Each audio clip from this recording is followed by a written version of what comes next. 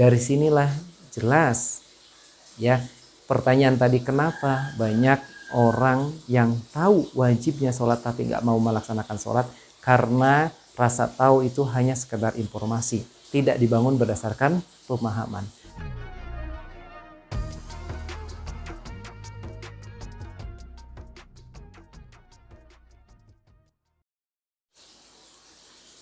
Assalamualaikum warahmatullahi wabarakatuh. Hamdan wa syukran lillah. Assalatu wassalamu ala rasulillah wa ala alihi wa sahbihi wa mawalah. Allahumma salli ala Sayyidina Muhammad wa ala alihi Sayyidina Muhammad. Sahabat yang dirahmati Allah Subhanahu wa taala, ada satu pertanyaan dan mungkin ini juga yang menjadi pertanyaan bagi kebanyakan orang. Banyak di antara umat Islam sangat sulit sekali untuk melaksanakan ajarannya. Sederhana sekali. Banyak orang yang tahu tentang wajibnya sholat, tapi sangat banyak sekali orang yang meninggalkan sholat. Banyak yang tahu dan bahkan sering mendengar, kemudian disambut dengan penuh kebahagiaan dan euforia tentang wajibnya saum di bulan Ramadan. Tapi pertanyaannya, kenapa masih banyak di antara umat Islam yang membatalkan puasanya atau bahkan berniat memang tidak untuk berpuasa di bulan Ramadan? Banyak di antara kalangan umat Islam yang tahu tentang haramnya riba, tetapi kenapa di antara mereka masih terlibat riba? Banyak di antara kalangan umat Islam yang tahu tentang haramnya khamr, tetapi kenapa masih meneguk khamr? Pertanyaan ini perlu dijawab karena menjadi aneh ketika ada umat Islam berakidahkan Islam, namun ya, di dalam kehidupannya Islam tidak menjadi panduan. Syariat Islam yang muncul dari akidah Islam tadi tidak menjadi landasan, tidak menjadi aturan bagi kehidupannya. Menarik apa yang disampaikan oleh Syekh Taqiyuddin An-Nabhani di dalam kitab Nujumul Islam, bab Thoriqul Iman. Beliau mengatakan, yanhadul insanu bima indahu min fikrin. Bangkitnya manusia itu tergantung apa yang ada pada manusia dari pemikiran. Pertanyaannya, pemikiran tentang apa? Yakni pemikiran anil hayatid wal kauni, tentang kehidupan alam semesta, wal insani, manusia, wa an alaqatiha, dan hubungan semua itu jami'iha, semuanya itu yakni al hayah, al kaun, al insan, bima qoblal hayatid dunya, dengan apa-apa yang ada sebelum kehidupan dunia, wa ma ba'daha, dan dengan apa yang ada setelah kehidupan dunia. Menarik dicermati, di sini ada kata bangkit, yanhadu.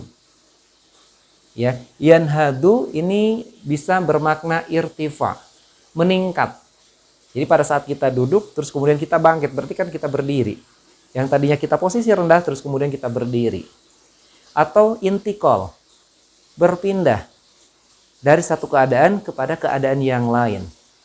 Ini bisa diartikan bahwa ketika manusia ingin berpindah dari satu keadaan ke keadaan yang lain, dari keadaan yang rendah menuju keadaan yang baik, dari keadaan yang maksiat, yang tidak taat menuju taat kepada Allah Subhanahu wa taala, dari kualitas yang biasa menjadi kualitas yang luar biasa, dari hamba Allah Subhanahu wa taala yang membangkang menjadi hamba Allah Subhanahu wa taala yang taat, maka solusinya adalah dia harus memecahkan setidaknya 3 pertanyaan besar yang ada di dalam dirinya. Atau jangan-jangan manusia yang tadi hanya tahu, kaum muslimin tadi yang hanya tahu tentang wajibnya sholat, wajibnya puasa, terus kemudian wajibnya melaksanakan aturan Allah Subhanahu wa taala yang lainnya, namun diabaikan, ditinggalkan begitu saja. Jangan-jangan bukan hanya tidak menjawab, tetapi 3 pertanyaan tersebut juga tidak tahu. 3 pertanyaan yang dimaksud adalah dari mana dia berasal, mau kemana dia setelah kehidupan dunia ini. Karena kalau diperhatikan, dan ini tentu bagi orang-orang yang berakal, ya pasti semuanya akan mengerti. Ada awalnya manusia itu, dan kemudian ada akhirnya. Awalnya dilahirkan, kemudian akhirnya dia meninggal. Pertanyaannya, setelah dia meninggal, dia mau kemana? Pertanyaan ketiga, lalu ketika dua pertanyaan tersebut sudah dijawab, pertanyaan berikutnya adalah, untuk apa sebenarnya di kehidupan dunia ini?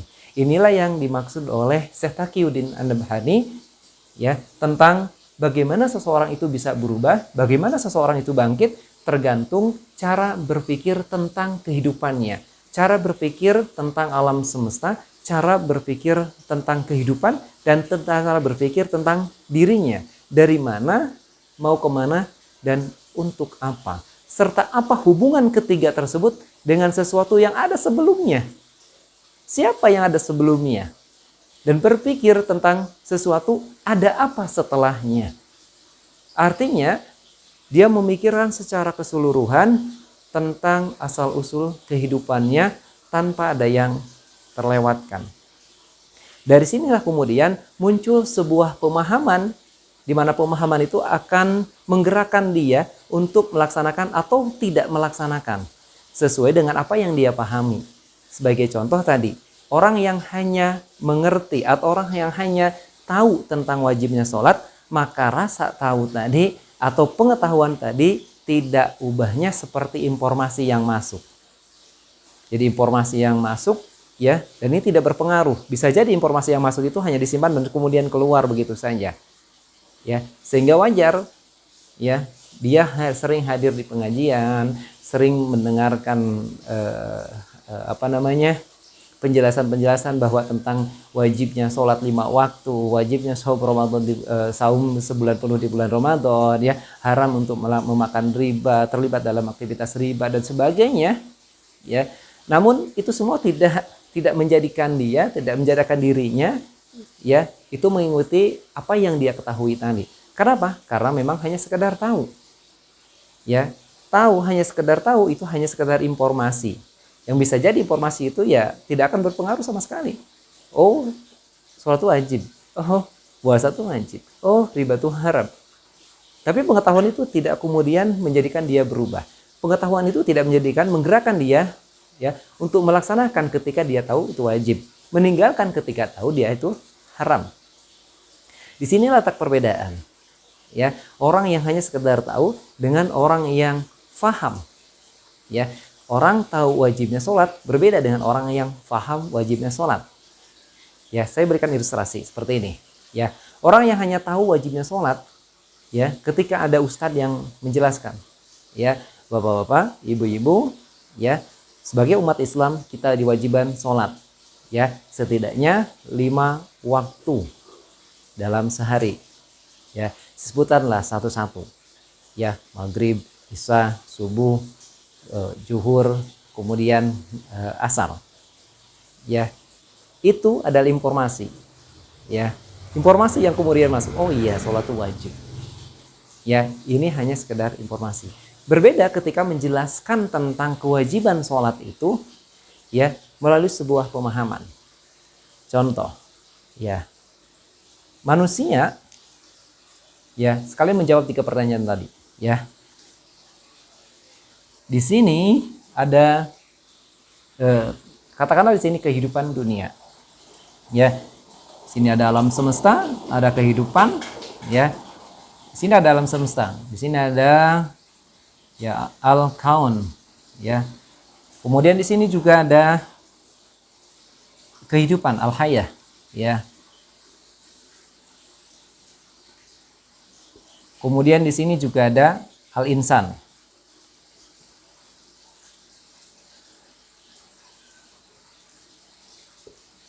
Ya. Di sini ada alam semesta, ada kehidupan, dan ada manusia. 3 hal ini yang bisa kita indra. 3 hal ini yang bisa kita pikirkan. Di luar itu, karena tidak terindra, maka tidak bisa kita pikirkan. Oke, kita mau memikirkan 3 perkara ini saja. Pertanyaannya, tadi sebelum ini ada apa? Ya. Sebelum ini ada apa? Nah, disinilah ada Al-Khaliq, ya. Sini ada Al-Khaliq, ya. Kenapa? Karena ini ketika kita perhatikan, nggak mungkin ini jadi tiba-tiba dengan sendirinya. Segitupun besarnya Al-Kaun, alam semesta, tetapi sebenarnya itu adalah kumpulan dari planet-planet yang setiap planetnya terpisah dan memiliki keterbatasan. Contoh, matahari. Matahari itu kan terlihatnya hanya siang saja. Ya, pun demikian dengan bulan. Bulannya hanya terlihat malam saja. Bumi yang segitu luasnya saja masih bisa digambarkan. Ya, ya digambarkan dengan peta, ya terus kemudian digambarkan dengan globe gitu ya. Ya. Ini menandakan bahwa segitu besarnya saja juga sifatnya terbatas. Ya.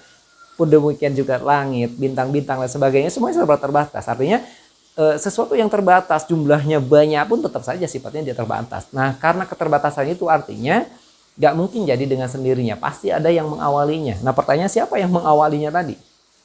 Ya, yang mengawalinya pasti sesuatu yang lebih awal dari itu. Ya, yang lebih awal dari itu siapa? Nah, gitu. Terus kemudian demikian juga kehidupan, ciri-ciri kehidupan yang nampak yang hanya ada pada tiap individu. Ya, kalau dia meninggal ya udah hilang kehidupannya. Ya, makanya ada istilah kata manusia mati meninggalkan nama, yang tersisa namanya saja, ciri-ciri kehidupannya udah gak ada. Ya, gajah mati meninggalkan gadingnya, gadingnya saya yang terkenal gajah. Ya, macan mati meninggalkan belang, ya memang belangnya saya yang tersisa. Ya, artinya ciri-ciri kehidupan pada tiap-tiap individual tadi itu nggak ada ya ketika terakhir. Nah, pertanyaannya siapa yang menciptakan kehidupan ini? Gitu. Terus kemudian al-insan, ya manusia, manusia pasti ya kita semua manusia kita bisa mengindra, ya. Apakah manusia jadi dengan sendirinya tiba-tiba? Tentu enggak. Ya, oke dia dilahirkan dari orang tuanya, dari ibunya, ibunya dilahirkan dari neneknya dan seterusnya. Tapi mentok nanti misalkan di Nabi Adam. Oke, sebelum Nabi Adam ada siapa? Nah inilah ya jawaban atas pertanyaan dari mana dia berasal. Ya, yakni di sini ada Al-Khaliq. Al-Khaliq Allah Subhanahu wa taala, ya. Allah Subhanahu wa taala yang menciptakan semuanya. Ya, ada Allah Subhanahu wa taala yang menciptakan semuanya, menciptakan alam semesta, menciptakan kehidupan dan menciptakan manusia. Ya. Nah, kemudian pertanyaan berikutnya adalah apakah alam semesta, kehidupan manusia ketika diciptakan oleh Allah Subhanahu wa taala, Allah Subhanahu wa taala menciptakan begitu saja? Tentu tidak. Ketika Allah Subhanahu wa taala menciptakan alam semesta, Allah juga menciptakan aturannya. Ya.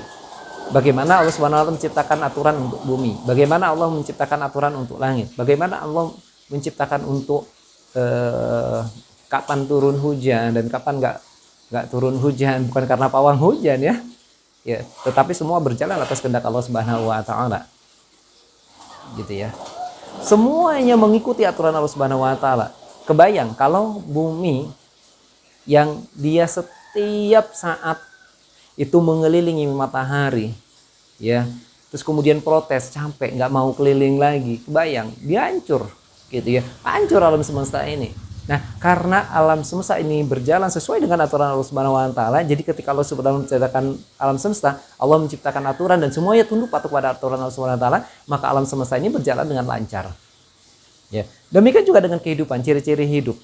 Ya, dia bernapas, ya, berkembang biak, ya, dan dengan segudang ciri-ciri yang lain yang kita pelajari di ilmu kehidupan, ya, ilmu biologi misalkan, gitu ya. Ya, nah pertanyaannya siapa yang menciptakan ciri-ciri tersebut? Kenapa harus seperti itu? Ya, kenapa kemudian kita harus bernapas dan napas kita setiap detik dan seterusnya gitu ya? Kalau kita tahan saja, misalkan 1 menit, 2 menit, apalagi 1 jam gitu ya. Ya, dan seterusnya. Nah, siapa yang melakukan aturan itu? Terus kemudian kenapa ada sisa-sisa makanan dan itu harus dibuang? Ya, siapa yang menciptakan aturan itu? Nah, tentu tadi Allah Subhanahu wa taala tidak hanya menciptakan, melainkan Allah Subhanahu wa taala juga menciptakan aturannya. Jadi bukan makhluk yang saja diciptakan, aturan untuk makhluk itu juga diciptakan. Pun demikian dengan manusia. Ya, demikian pula manusia. Manusia yang memiliki potensi kehidupan juga memiliki potensi manusia atau taqatul insaniyah, ya, berupa kebutuhan untuk melangsungkan kehidupannya, berupa kebutuhan-kebutuhan fisik dan seterusnya. Ya, kemudian juga dibekali akal dan sebagainya. Ya, tentu manusia juga diciptakan tidak begitu saja. Ya, Allah menciptakan manusia juga seperangkat aturannya. Karena itulah kemudian Allah Subhanahu wa taala mengutus para nabi dan rasul untuk menyampaikan aturan dari Allah Subhanahu wa taala untuk seluruh manusia. Termasuk ya rasul dan nabi kita baginda Rasulullah Muhammad sallallahu alaihi wasallam yang diutus oleh Allah Subhanahu wa taala untuk seluruh umat manusia. Nah, disinilah ya mengharuskan adanya hubungan antara apa yang ada di dalam kehidupan dunia dengan sesuatu yang ada sebelum kehidupan dunia. Wa an alaqatiha jami'iha bima qoblal hayatid dunya, dengan sebelum kehidupan dunia, yakni Allah Subhanahu wa taala. Pertanyaannya, hubungannya berupa apa? Tadi yang sudah dijelaskan, yakni berupa aturan. Artinya Allah Subhanahu wa taala di sini memberikan syariat, aturan, ya, termasuk untuk manusia. Lantas ketika alam semesta hancur, kemudian kehidupan berakhir, manusia meninggal, pertanyaannya, dia mau kemana? Apakah selesai begitu saja? Ya, maka Allah Subhanahu wa taala menjelaskan, ya, termasuk di dalam ya aturannya yang dituangkan di dalam Al-Qur'an, ya, di sana kemudian dijelaskan, dan baginda Rasulullah Shallallahu alaihi wasallam sebagai utusan Allah Subhanahu wa taala yang menyampaikan syariatnya juga menjelaskan bahwasanya, gitu ya, bahwasanya setelah kehidupan dunia ini ada yang disebut dengan kehidupan akhirat, ya. Di sini ada akhirat. Ya, ketika manusia ini kembali di akhirat, pertanyaannya, apakah manusia dibiarkan begitu saja? Setelah manusia diberikan aturan, diberikan nikmat, diberikan rezeki, diberikan kesempatan untuk hidup di dunia, terus kemudian dia meninggal kembali ke Allah Subhanahu wa taala di akhiratnya ini, apakah kembali hanya begitu saja selesai? Tentu tidak. Di sini ada yang disebut dengan hisab. Ya, kenapa harus ada hisab? Kenapa harus ada hisab? Karena manusia diciptakan Allah Subhanahu wa taala dengan seperangkat aturannya, diberikan kesempatan kehidupan dunia, hidup atas rezeki dan nikmat dari Allah Subhanahu wa taala. Tidak ada apa-apanya, semuanya manusia itu semuanya atas kehendak Allah Subhanahu wa taala. Karena itulah kemudian wajar, ya, ketika kembali kepada Allah Subhanahu wa taala, maka Allah Subhanahu wa taala akan memintai pertanggungjawabannya. Hisab atas apa yang dilakukan di dunia. Karena itu kemudian Allah Subhanahu wa taala menjelaskan di dalam Al-Qur'an, "Wa ma khalaqtul jinna wal insa illa liya'budun." Tidaklah kuciptakan jin dan manusia kecuali untuk beribadah pada Allah Subhanahu wa taala. Ibadah dalam artian yang luas. Artinya segala sesuatu itu dilakukan atas dasar syariat Allah Subhanahu wa taala.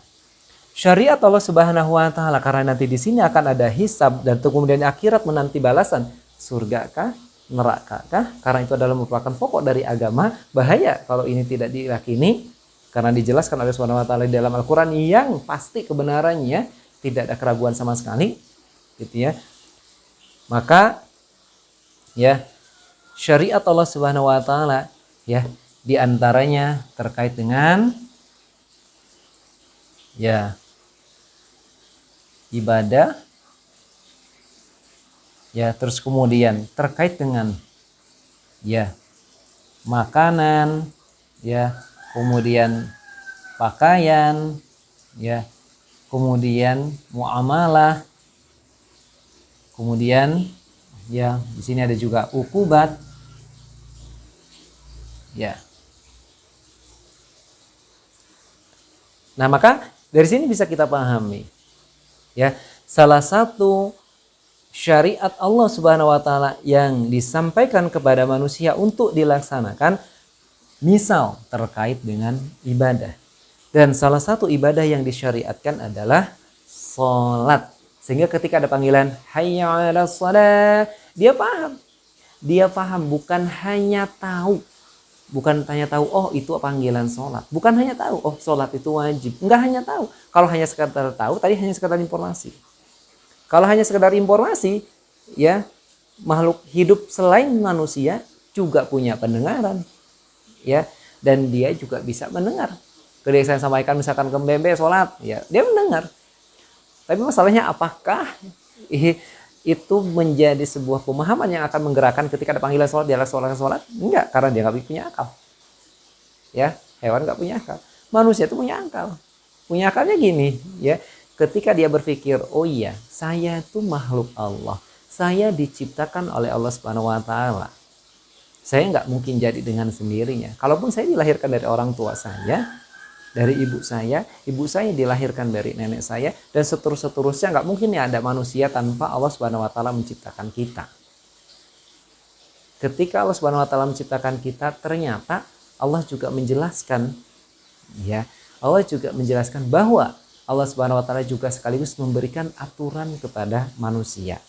Salah satu di antara aturan manusia adalah terkait dengan ibadah, dan salah satu di antara ibadah adalah sholat. Ya, maka dia pahami benar sholat itu merupakan sebuah kewajiban yang disyariatkan oleh Allah Subhanahu wa taala, sehingga ketika ada panggilan hayya 'alas shalah, dia akan bergegas untuk melaksanakan perintahan tersebut tanpa ada kata tapi dan banyak pertanyaan. Kenapa? Karena dia paham betul hidupnya di dunia itu hanya untuk beribadah. Kesempatan diberikan kepada dia itu atas kehendak Allah Subhanahu wa taala dan atas nikmat yang diberikan Allah Subhanahu wa taala. Dari sinilah jelas ya pertanyaan tadi, kenapa banyak orang yang tahu wajibnya sholat tapi nggak mau melaksanakan sholat? Karena rasa tahu itu hanya sekedar informasi, tidak dibangun berdasarkan pemahaman. Karena itulah kemudian penting bagi kita untuk menanamkan pemahaman tentang syariat Allah yang muncul dari akidah Islam. Singkat kata, 3 pertanyaan tadi, dari mana dia? Mau kemana dia? Dan untuk apa? Dijawab semua dengan tuntas, dengan kalimat tauhid, La ilaha illallah Muhammad Rasulullah sallallahu alaihi wasallam. Sahabat yang dirahmati Allah Subhanahu wa taala, semoga kita memiliki keimanan yang kuat, keimanan yang mantap, keimanan yang muncul dari proses berpikir yang menggunakan akal kita. Dari situlah manusia akan bisa menentukan arah pandangnya, arah kehidupannya di kehidupan dunia ini. Dan dari situlah dia bisa bangkit, bisa berpindah dari satu keadaan kepada keadaan yang lain, dari keadaan yang rendah menuju keadaan yang tinggi, dari keadaan yang bermaksiat menuju keadaan kepada taat. Disitulah letak proses yang harus dilakukan oleh manusia. Kenapa? Karena Allah Subhanahu wa taala tidak akan merubah keadaan satu kaum termasuk tiap-tiap individu ketika individu dan kaum tersebut tidak berusaha untuk merubah yang ada pada dirinya. Innallaha la yughayyiru ma biqaumin hatta yughayyiru ma bi anfusihim. Sesungguhnya Allah Subhanahu wa taala tidak akan merubah keadaan satu kaum hingga kaum tersebut merubah yang ada pada dirinya sendiri. Yuk berubah, gunakan akal kita untuk berpikir. Semoga kita menjadi manusia-manusia yang taat pada Allah Subhanahu wa taala dan baginda Rasulullah sallallahu alaihi wasallam dengan melaksanakan seluruh syariatnya dan meninggalkan seluruh apa yang dilarangnya. Wallahu a'lam bishawab. Assalamualaikum warahmatullahi wabarakatuh.